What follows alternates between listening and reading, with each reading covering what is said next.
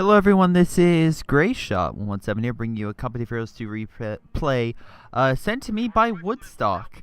Woodstock was kind enough to send me a replay of 3v3 in Angermute.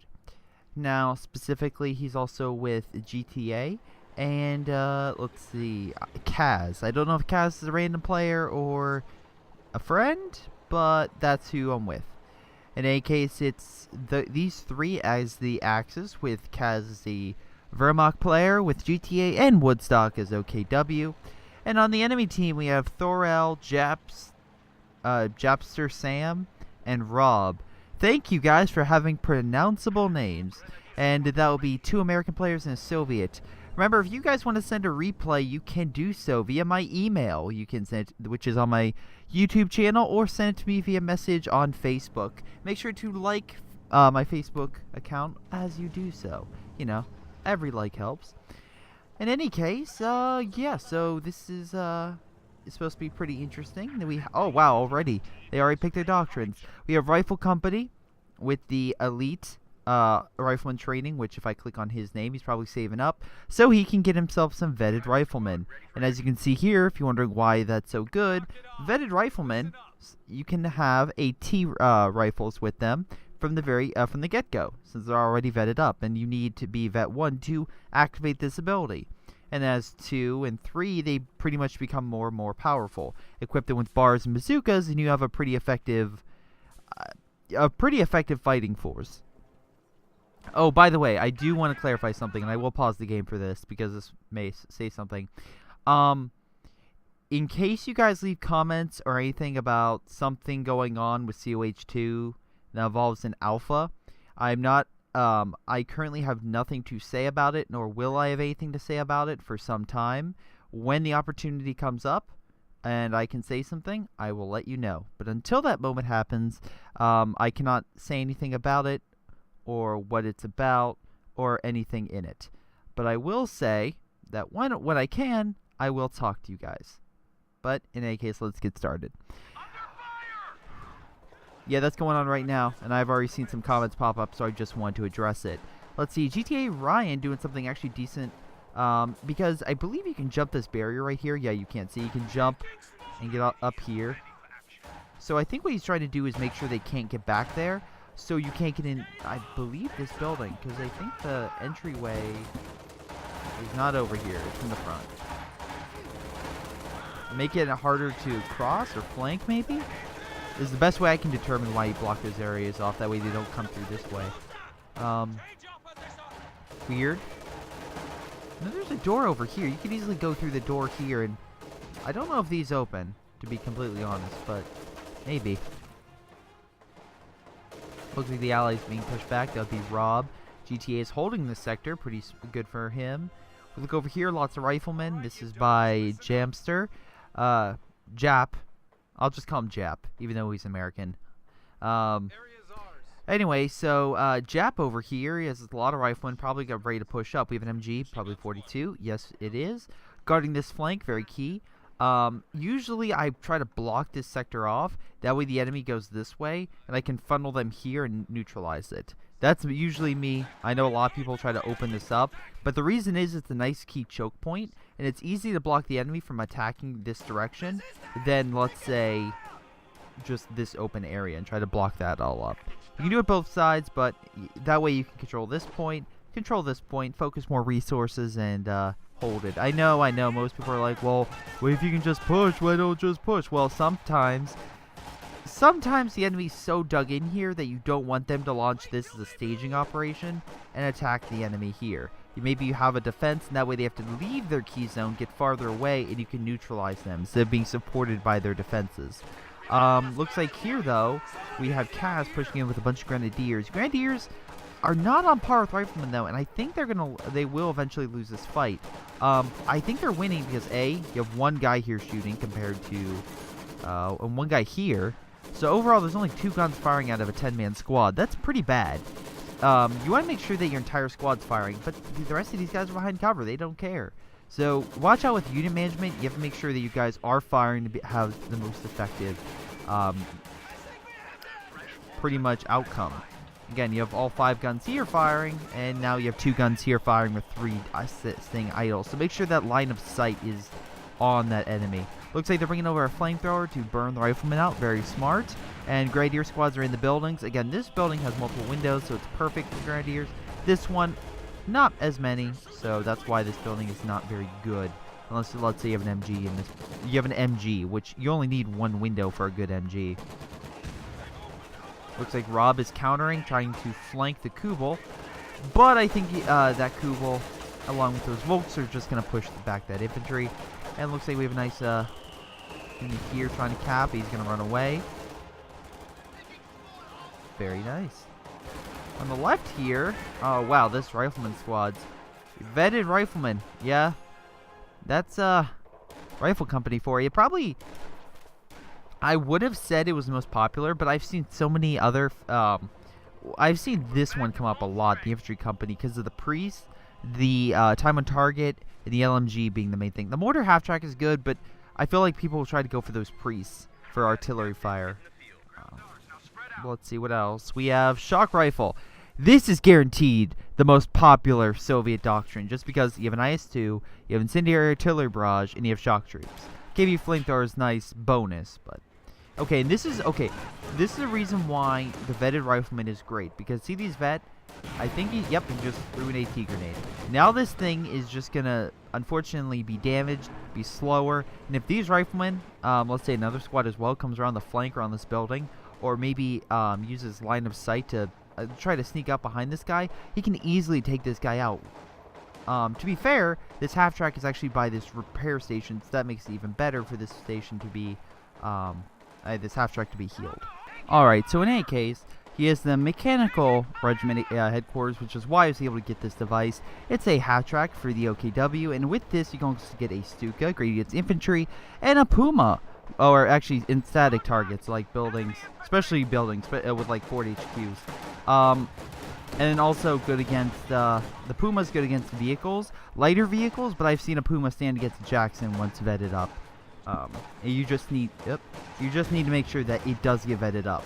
OKW units are really good because as you can see here, they have 5 stars instead of the usual 3, and usually the 4th or 5th star will make them very effective. So. You can see this one's just making them more lethal and making them survive. No idea what this guy's doing. This is very ballsy because again, oh boy, yeah, you're essentially going into a mix with a destroyed engine and everything. I mean, okay, so he smoked because remember, an MG can still hurt a half track. The half track is not the most armored unit in the game, or at least this one. So bullets can hurt it. But the counterpoint is he didn't want the bazooka firing again, so he put it up. I would, again, never send one in unsupported. Like, right now he has these Volk squads. I would have moved them in the beginning. That way he had extra support, but he didn't. He moved in and it's too late.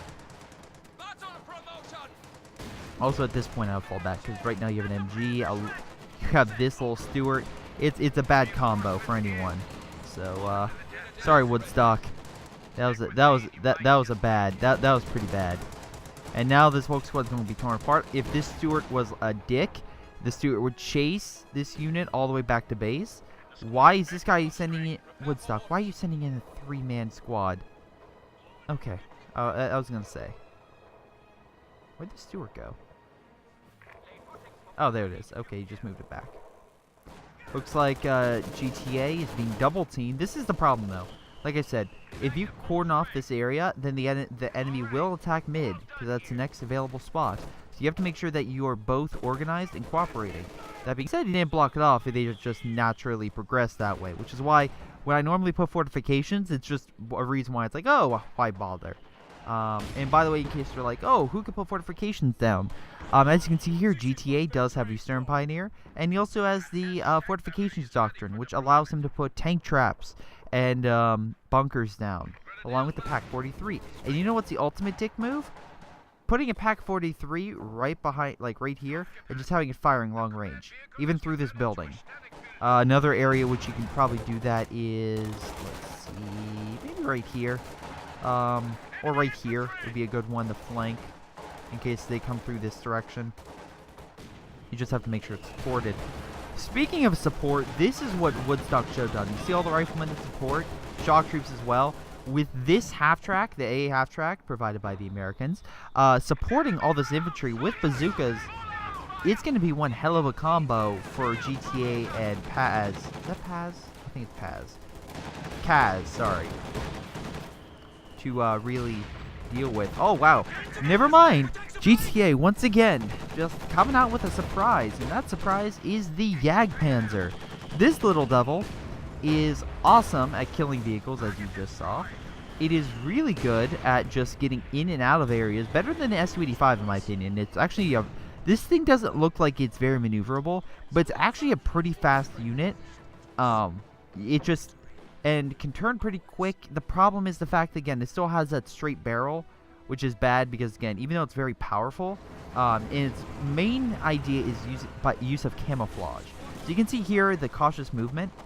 This thing will slowly but surely, over the course of being vetted up, gets a little bit more powerful. When attacking out camouflage, the Jagdpanzer will have a better chance of penetrating. Yeah.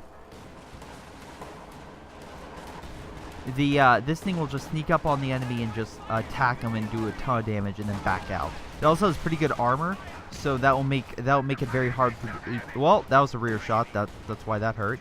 But it makes it very hard for normal AT grenade stuff to hurt it from the front. Now, as you can see here, though, they have a lot of AT. A Stuart not necessarily could kill it, but if you get right behind it, if it's stuck, it will definitely do a lot of damage. And this is right now the key point. He has a light tank. He has, I would consider that like a tank destroyer, because the Jagdpanzer can't do all that much to infantry.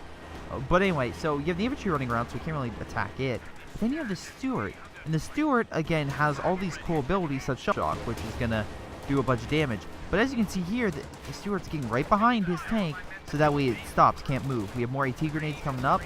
I don't know what he's doing. I think he should keep backing up, or maybe pathfinding having errors, I don't know. These things are Panzer Fusiliers, and they do have AT, so that could be something. You know what I would do? Oh no. Again, bouncing off the front. Nice shot. Killed the Stuart. No idea what's being called. White phosphorus. Oh my god, that's both great and bad. The bad news is that's the smoke cover. The good news is it's actually slowly weakening the health around the tank. So I think the American player was going to try to steal it. Oh, never mind. And he can't do that if his infantry are really weak. That being said, there's no more tank. And to counter, only a Stuart died. And fuel versus the Oberkommando to a Stuart is not the same, not even close. So that was actually a pretty... Even though the American player did have to fall back, it was still a victory. I would consider it a strategic victory.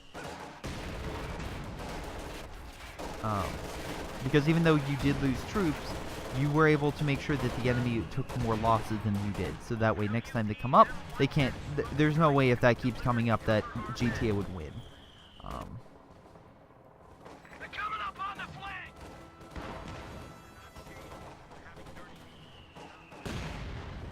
Under attack. You have here GTA, moving a ton of units. Let's see, Woodstock has the Breakthrough Doctrine. As I was saying, Woodstock has the Breakthrough Doctrine. Already 8. Very nice. Although Thor was also 9, so... Oh, almost good grenade. You get the Yag Tiger, Breakthrough Assault, also artillery, sorry. Very nice, very nice. And then Kaz close air support. Personally, I like the Doctrine. Only counterpoint. Don't expect to get a lot of vehicles if you want to go truly supportive. But then again, what you could do is always go a very heavy infantry focus with AT, which just seems to be what he's doing. Looks like Jap is bringing out his Sherman. That's an M4A3 Sherman. It's basic Sherman for the Americans, as you can see right here. There are other different variations, but essentially that Sherman is good. Overall, a good vehicle. I especially like versing infantry. If you equipped explosive shells, those do a lot of damage. You have Panzer Grenadiers, but they're equipped with the bazooka Panzerschreck. So the issue is they no longer have a good infantry focus. Nice grenade though, one heck of a grenade, and he's gonna fall back. GTA could probably focus on here. I like GTA's placement of the mortar squad. I also like that there's a mortar guy firing around the corner. He's like, don't see me, guys. I'll keep hitting him from around the corner. I'll keep hitting him. With that being said, they're coming around. I'm going to try to neutralize them. Looks like we have suppression run. We don't really see where it could have hit. Rifleman pushing in through here. Nothing's blocking them over here. That sounds like, nope. White phosphorus. Pushing back GTA's forces. Actually, I'm curious. Does GTA have a medical station? Okay, yeah, he does. Oh, duh, because he has the Jagdpanzer, which he's getting another one. I was going to say, for all the white phosphorus, you need a way to heal infantry. And for the OKW, that's this medical bunker. For the Wehrmacht, you need to actually put a medical station back down at your home base, which is what Kaz did, as you can see here. Again, you want to make sure your infantry are top notch, and making sure that their health is good. That would be this. Is imperative, because while you can always get more units, these two infantry units, as you can see here, have that very tiny little sliver of health. With that health being that low, those units are easier to die than a full bar of health. But it being healed, as you can see there, will put them back up to full strength. Now we have the Sherman here with this very nice camo. And another Sherman. So it looks like we have a lot of Shermans. Oh, okay, wait a second. That's a normal Sherman. This is an Easy 8. This comes with the rifle company. It's probably the best Sherman in the game. Just like overall tank for the Americans. No, the Americans, no one else. But that being said, it still doesn't really hold up to a Panther all that much. Nor is it that great against heavier tanks. I've seen people spam these, but as you can see, they still don't have the greatest armor or firepower. They're a good tank. They're a very good tank, but they're not what people want, like a Pershing. It's not a Pershing. And then we have a battle of tank destroyers with Su-85. Again, this map has long corridors, and the best thing to do is get like Su-85s and just fire down. That way you can easily like see where units are coming. Except if they take another corridor and flank. It's a map where it's very easy to flank because of all the urban terrain everywhere that can obscure your sight. Looks like he has two Easy 8s. Again, they're still effective tanks, but what I'm saying is, like, versing, let's say, a Panther or more specialized, it's a general purpose. It's good against everything, but great against none, I should probably say. Not like the Jackson, which, like, the Jackson, especially with the recent buff, can, like, pierce anything. So, okay, let's go to everyone's strategy. So, first off, we got Kaz, who's healing all of his forces. GTA is currently... Let's see, where is he? Okay, he's currently healing his Jagdpanzer because, again, they took some heavy losses trying to push up that front. And they did take it, so that is a positive. But, unfortunately, with the Shermans coming up, that's a lot. Oh, yeah. So we have the Easy 8s over here. We have the normal Sherman. And then we have a Jackson. Very nicely placed. I would particularly put it on prioritized vehicles. That way it hits enemy targets if they come up. But essentially, this is a good supportive tank. So use the recon from other units. That way it fires long range. And let's say they move up Jagdpanzer. It can fire with the Jagdpanzer without directly being in the conflict, making it a very, very useful tank. Similar to like an Su-85. Use conscripts to move up, and then the Su-85 and the Katyusha will kill long-range targets. So. Anyway, it looks like AT force is moving up, going to try to take out the Sherman. Problem, small one. Shock troops and riflemen. And as you can see, that explosive shell, doing a ton. Round went through the debris, that's great. Jackson doing some damage. Shock troops scaring everything away. I'm going to say white phosphorus is about to be called down in this sector. Either that or incendiary artillery. There we go, incendiary.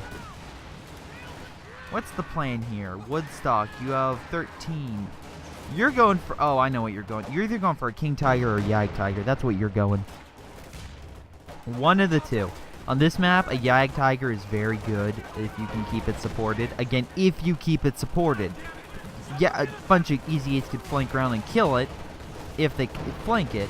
But overall, the long corridors is perfect for the damn thing because it's a straight, narrow corridor. If tanks come down like single file, that thing will literally neutralize them. Especially Shermans, which, especially the, like, Jackson, isn't particularly known for its great armor. It's known for having great firepower. But see, this guy also messed up because he didn't put prioritized vehicles. He should have, because they at the entire time he was firing at infantry. Oh boy, I like the combo though. White phosphorus will decrease their health, and Katyushas are notorious for just bringing infantry down to like barely any health. Oh, there's a good example. Just running by. But look here. Ton of tanks. Looks like he's going for a tank rush. Green, aka Rob, is good. Actually, infantry focus. I like his infantry group. But overall, it looks like the Allies have way more forces than the Axis. And that can be very bad. Because while the Axis have good forces, numbers helps. And for the Allies' sake, since their units are, I wouldn't say up to snuff, but they're usually not as good as normal Wehrmacht. And I will say this mostly for the Soviets. The riflemen can actually, especially upgraded, can usually hold their own pretty well. What is that coming down? Oh, incendiary artillery. And this sucks because all three of their guys have some type of artillery focus. So each one of them has either white phosphorus, time attack, or white phosphorus, incendiary, or time attack, which makes it very deadly for any force that comes through here. Because you see that's like, oh great, which one is it going to be? I mean, it could be nothing also, because if the major is vetted up enough, you can do the fake rapid barrage, which is amazing, because it's 20 munitions, but it literally will just psych out the enemy. Okay, and this is bad. Oh, okay, so looks like Woodstock went the Mighty King Tiger. Problem. Small problem. So this is the Panzer headquarters. Which means if this thing goes, he can't get any of these units. And that includes the Soldaten, which he's not using, but still. That includes a lot of forces that he could possibly no longer have access to. Looks like we have Kaz trying to push around. Panther's trying to do some damage, but we have a lot of AT right here, along with a priest. Where's the priest hitting? Oh my god, that priest is smart. Okay, so the priest, this is the problem with over commando. If you don't hide your building good enough, and the enemy spots your building, either by recon plane or using some little units doing some scouting, they can easily start pounding this thing, and then you have a situation where you have infantry being healed, as seen here, and the infantry will start dying from the artillery, since they're so close to dying in the first place. Oh boy, that's my thing with the B4 that I would love to do. I would see a huge blob of infantry being retreated. I'm like, alright, time and now. And I would fire the artillery barrage, it would hit the enemy target. It would be great. Fantastic. Looks like we have a good chunk of forces over here. Wow, I didn't even look at the score. Yeah, they're 21. They need to push up now or they lose. This guy's going to retreat. He doesn't want to lose his spot. Well, actually, no. He might keep it there because he thinks he's so arrogant that the fact that there's one unit. Okay, he's going to retreat. Can hold him off. Alright, so that area is being taken. King Tiger's dishing out a ton of damage along with the supportive. That might hold it. 10 points left. This is a last minute hold if they get this. 7. Okay, oh wow, this rear echelon's okay, no, he's pushing it in. If you have units holding the point, they'll decap. 6 points. And GTA's forces were able to take here. Kaz over here dishing out some damage. And the King Tiger managing to take this area. And I think, oh my god, he killed all these Yates. I have no idea where their dead bodies are, but he murdered these Yates. Maybe the ones over. No, that's a dead truck. That's awesome. Again, King Tiger can make the difference if supported. And the problem is, like, with all the AT fire, it's not like the easy 8s can be like, okay, King Tiger's here, let's flank. Well, because they're AT over here. Oh, let's flank over here. Oh, we can't because there's AT over here. So the thing about the King Tiger is you want to flank from behind. But if you can't get behind it, then you're pretty much in a position where you can't do anything. And, yeah, looks like Thorel lost quite a bit. He's now trying to make up from lost times. We have, let's see, Jobster. He lost his Jackson and everything. Oh, wait, no, he still has Jackson. Still, holding. Riflemen and stuff trying to capture this point. Looks like trying to put smoke down to cap it. Block the MG or whatever. Oh, my God. Okay. This, and look, prioritized vehicles. Awesome.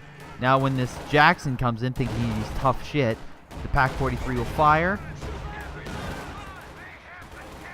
And, yeah, that's the end of that story. I love when units go flying. But yeah, Pak-43, it's, very interesting emplacement. People are like, oh, it can shoot through buildings, that's so stupid. And to be fair, it's literally a giant gun bigger than a tank firing around. And the range isn't, I mean, it's decent, but it used to be way longer. I remember when it was like, no one would use the Pak-43. And then all of a sudden people started using it and they're like, oh, well, boy, the Pak-43 is only, I think it was like 480 or 4. It was like somewhere, it was in the 400s for manpower, and it had longer range. People were like, oh, shoot. This Pak-43 is actually good. So they nerfed the range, and they also made it a little bit more expensive. But they kept this firing through buildings, which is fine because again, it's a giant cannon firing through stuff. If it wants to shoot through a building, I can believe it can shoot through a building within a certain parameter. I do think that maybe they should have it like it can shoot through buildings up to a certain point. That way, it'll have people stop complaining. Oh boy. And this is also, if you're going front to front with the King Tiger, all these rounds are going to bounce. Like, the King Tiger has really nice armor in the front. But, yeah. It just could take a lot of hits. So they're still defending this area pretty well. We have AT, we have Panzer Fusiliers. Panzer Fusiliers have long range, I keep mentioning them. They have really nice long range rifles, which is amazing for just long-range combat. Oh my god, why would you have riflemen here? Get out of here. You're gonna die. And this MG or something, yeah, you're gonna lose that infantry. Guaranteed.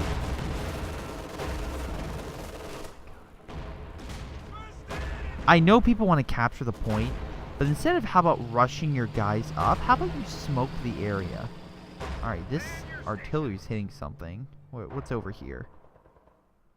Headquarters, maybe? I don't know. King Tiger's moving up. Oh my god, move back your priest. Are you really that crazy? I like how the Yag Panzer missed. And now he has 2. Good combo. We have Jackson, Easy 8, and a priest. Unless the priest does the like close-up direct fire, it's not that helpful. Oh, I didn't even see the IS-2. Oh, he got an IS-2. That's awesome. I mean, that's terrible. That's terrible. You lost the Su-85 earlier. I know that from the Panther and everything. But if any point was to lose, for them to start losing areas, I understand that. Alright, and once again, yellow's losing infantry. Again, okay, so this is my question. I know that you're really close to winning. So why would you send your units in piecemeal? Why would you send your units one by one, like a row of, a row of ducks to the slaughter, or something like sheep to the slaughter? There we go. Anything. Chickens to make chicken pie. You get the point. What I'm trying to say. Why would you send them in one by one so they can be knocked down and taken out? Rifleman gonna be taken out. That's guaranteed. One shot. Yep. There we go. And look, free bar. And a bar is good. Is like equivalent to an MG42. Almost. I would say so, actually. Where'd that hit? Must hit a infantry units over. Oh, it hit the AT. They killed the AT with one of the Stuka bombing strikes. Oh, they did. Ju-85. Okay, quick thing about the close air support. Use it on the sides. That way, when you activate it, it's a closer time for the unit to hit, and make sure that it's directional, so the plane comes from this area. Looks like we have, oh boy, white phosphorus. Slows infantry, decreases health. Good combo with incendiary, actually, because see, it will slow them down, it will kill their health, and it'll just kill them. So, yeah. We have good flank here. Yag Panzer in the front. Panzer Grenadiers on the side. Instantly will take this guy out. Panzer Strike's close range, which is devastating. Nice job taking out the ET. He's going to move up forces, try to counter. More of the riflemen being taken out. Okay, all he has to do is capture it for not that much time. Honestly, I wouldn't even go for middle, because they are all in middle. I would actually attack them once from both angles. That's a little bit more cautious, but they have less units over here, or they did, and over here compared to mid. So why do you keep focusing on mid? Especially because all they're doing is flanking you. They can do it again, but I'm just saying it's easier just to have two major armies on one side, and then sure they could flank from mid, but if you were a Soviet player and you were smart and you mined everything up and they try to do that, well, it's not going to end well. Yeah, I feel like this is endgame. King Tiger moving up, kill the Katusha. Kill everything here. There goes Easy 8. Priest is like, oh no. Oh, yep, he's aimed for the Katusha. Oh, wow, they quit. They quit right before it fired on the Katusha. That's priceless. It's like, hello there, sir. You wanna move? You wanna change your area? Quite possibly? It's so close to firing. In any case, what did they do wrong? What happened? What could have they done better? Overall, this was a good game. I liked the comeback. Overall, I think they were just a little too cocky. They tried to force units in and try to get the last 6 points. But in all honesty, what they should have done is use smoke instead of going in piecemeal, as you see here, because they just sent riflemen to their graves. What they should have done is waited, give it a few minutes. You still have plenty of time before you run out of points. Lure the Axis into a trap, neutralize them, and then move up. The Axis did pretty good. They saved up manpower, munitions, etc. Waited for the perfect time to strike, and then hit all Allied forces on each front with a King Tiger, Jagdpanzers, a Pak 43 as well, which I'm actually curious. How many kills this thing? Oh, just one? Okay, whatever. I saw it actually do some damage to Jackson, so maybe it just did a bunch of damage. And then I think it was a Panther over here with a bunch of troops. In any case, they did a triple attack on 3 fronts that was able to divide and conquer and take every single point. Did they hold every single point? No. But with that, the Allies weren't able to hold, and since they, instead of trying to focus and holding, let's say, 2 points, they tried to hold all 3, and they just, forces got spread out too thin. They sent stuff where they shouldn't have gone, and they overcompensated what they thought would be an easy win, and it turned out to be a loss. I've been in this scenario, and you know what you do wrong. It's like in this type of scenario, he had 3 Easy 8s, and he just thought, oh, 3 Easy 8s can easily kill a King Tiger if I just keep attacking. Well, his King Tiger showed him that, A, these tanks are not going to do all that much if supported by a bunch of AT, which he had. A Verketenwerfer, he had other Panzerschreck forces, and the Panzerfusiliers, which have AT grenades. With all that, he was probably able to neutralize the Easy 8s and push them all the way to here. Instead, what this guy should have done is moved all of his Easy 8s back, all of his stuff, moved his Rifleman, AT, everything here, and then waited. That way when the King Tiger moved up, which he had to do because he has to take the point, lure a trap. Have Riflemen come from the side with your bazookas and stuff. Maybe I changed that. Maybe keep the Riflemen in the front, change the tanks to flank from behind. That way the King Tiger's stuck and you still have fire coming from the front. And that way you can neutralize the AT forces, surround the tank, and kill it. Instead, he chose for a more longer fight, which is what the King Tiger's designed to do. Easy 8s aren't designed to do that because they don't have as much armor. So once again, just know your strengths, know your weaknesses, and know that, yes, you may have awesome units, but it may not be able to win you the battle. In any case, I'm just going to wrap that up. I want to thank you guys for watching. Hope you guys enjoyed. If you want to send in a replay, you can do so, again, via my Facebook or email, and I'll see you next time.